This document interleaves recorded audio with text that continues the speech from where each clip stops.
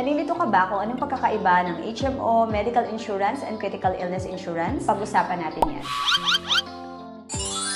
Hibay-hibayin natin ano ba talagang pagkakaiba nitong tatlo na to. Age limit sa HMO is 0 to 60 years old. Yung iba is pwede rin sa 65 years old. Depende sa company. Sa medical insurance is 0 to 100 years old. Critical illness insurance is 0 to 100 years old. Depende sa plan, depende rin sa product. Premium. So, ito naman yung babayaran mo monthly, quarterly, semi-annual, or yearly. So, depende sa'yo. Sa HMO, renewable every year and it increases with age. Pataas ng pataas yung premium mo habang tumatanda ka. Same thing with the medical insurance. Sa critical illness insurance, ang maganda dito is fixed na yung premium mo. May option ka na 5 years, 10 years, or 20 years to pay. In this video, pag-usapan na lang natin yung critical illness insurance ng company namin, which is FWD. We have Set for Health, and then we have FWD Vibrant. Sum Assured, ito naman yung pinaka-coverage mo or yung benefits mo. Sa mga HMO, nagre-range yan sa 50,000 or 250,000 or meron ding nasa 300 or 350,000 per year or per illness per year. Sa mga medical insurance, ito malaki naman yung coverage nila. Nagre-range sila sa 40,000 per year up to 100 million benefits. Sa critical illness insurance naman, minimum is 500,000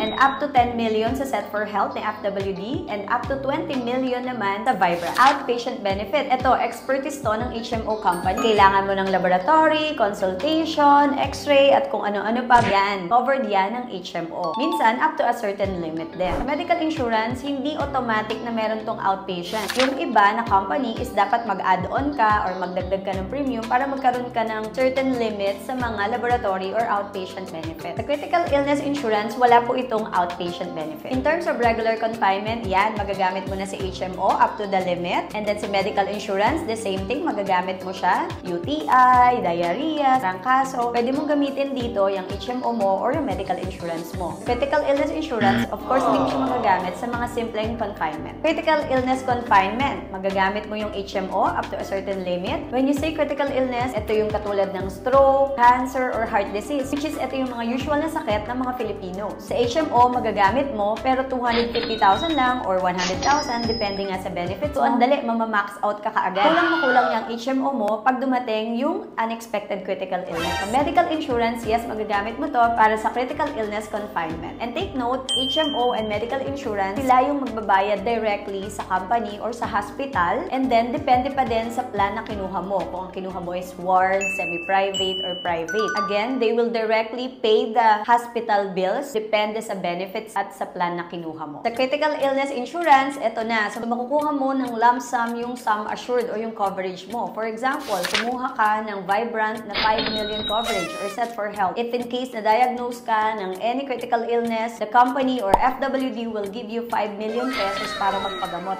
Lump sum cash. Ikaw ang bahala, pambabayad mo ba sa hospital yan or hindi. So, it's up to you. Post-hospitalization or home treatment na. So, sa HMO, wala na silang ibibigay sa'yo. Sila nga yung nagbayad na sa hospital. The same thing with the medical insurance, wala na rin. Pero sa critical illness insurance mo, dahil may na-receive ka na lump sum, may magagamit ka pag uwi sa bahay mo. Like for example nga, yung pagkaka-hospital mo is major critical illness. So, pag uwi, hindi ka naman makakapagtrabaho, diba? So, kailangan tuloy yung treatment, bibili ka ng hospital bed, bibili ka ng wheelchair. Dahil may pera ka na lump sum, may na-receive ka na 5 million, meron kang magagamit para sa post-hospitalization mo. Medicine after hospitalization, sa HMO, syempre wala ka nang marireceive. Sa medical insurance, wala na. Depende sa plan. Meron yatang plan na sagot nila like up to 2,000 or 5,000 pesos na medicine. So, depende. Pero sa critical illness insurance mo, again, dahil may pera ka, may pambili ka ng gamot. Ito na, waiver of premiums. Sa HMO, pag na-diagnose ka ng critical illness or nagkasakit ka, wala.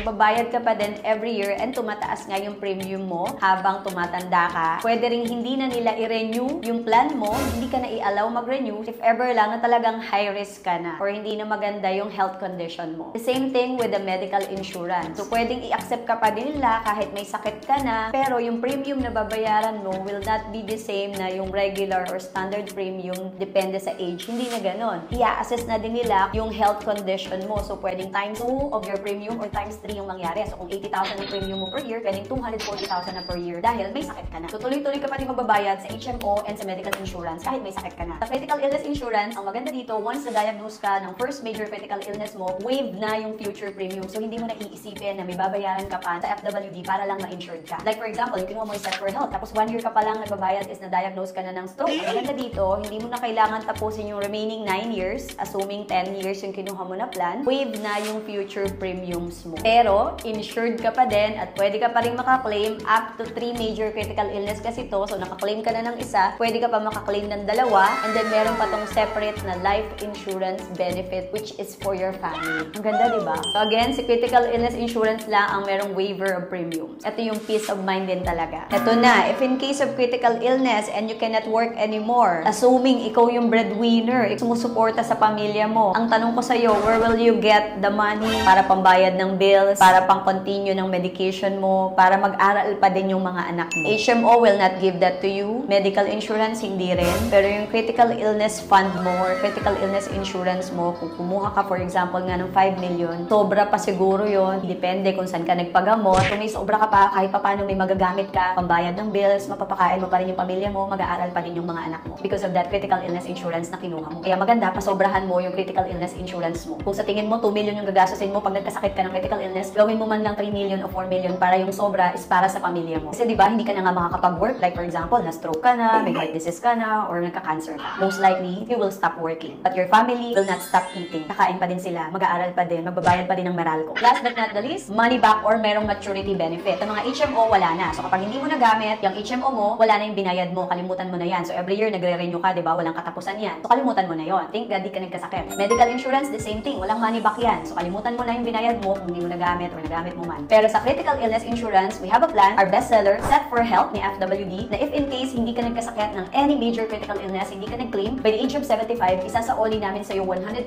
lahat ng binayad mo. 100% money back guarantee. And yung FWD Vibrant namin is at age 100, marireceive mo yung maturity benefit kung hindi ka nag-claim ng any major critical illness. Ibibigay na namin sa'yo yung maturity benefit which is equal to the sum assured. For example nga, 5 million yung kinuha mo na plan, marireceive mo yung 5 million at age 100. Sulit na sulit, diba? Ang tanong ngayon, So, anong maganda yan sa tatlo? HMO, medical insurance, or critical illness insurance? Maganda yung tatlo na yan. Maganda, lahat yan, meron ka. Ako, I'm proud to say na lahat yan, kaming mag-asawa, meron kami ng HMO from our company, FWD. That's one of our benefit as a financial planner. And then we have a medical insurance. We are paying for it. Critical illness insurance. Personally, I have 5 critical illness insurance plan. Now, let me give an example para mas ma-appreciate mo yung tatlong to. Bakit maganda na meron kanyang tatlo na yan? If dumating, for example, ang stroke, major critical illness yan. Pag gagamit mo yung HMO mo, yun nga, for example, 200,000, max out agad yan, 2 days lang. Maniwala ka. Kasi na-experience ko yan sa family namin. After mo ma-max out yung HMO mo, pwede mo nang gamitin yung medical insurance coverage mo. Mababayaran na yung hospital bills mo. Pero ang tanong, pag uwi mo, paano na? Post-hospitalization, yung mga gamot, yung therapy mo na gagawin, and paano na yung responsibility mo sa family mo kung ikaw yung breadwinner. Kung hindi mo pa kayang bumalik mo. Diyan papasok yung critical illness fund or critical illness insurance. Kasi may pera ka, hawak mo yung lump sum cash na yon, may options ka. Gamitin to, puhunan na lang sa negosyo, at tuloy-tuloy pa din, makakapagsimula, makakapag-adjust yung pamilya mo kasi may pera. What if dalawa lang yung kinuha mo? Meron kang medical insurance plus the critical illness or HMO plus the critical illness. So maganda naman dito, yun nga, may pambayad ka sa hospital, and then pag uwi mo ng bahay, again, may pera ka, pang gastos, pambili ng mga post-hospitalization needs mo. At ang maganda pa, yung critical illness insurance, yung pera mo, pwede mo siyang pambayad para ma-renew mo yung HMO mo or yung medical insurance mo. Kasi syempre, mas mahal na yung premium niyan para i-renew dahil nagkasakit ka na nga. Saan mo kukunin yung pambayad sa renewal na yun? Then, manggagaling siya doon sa critical illness fund.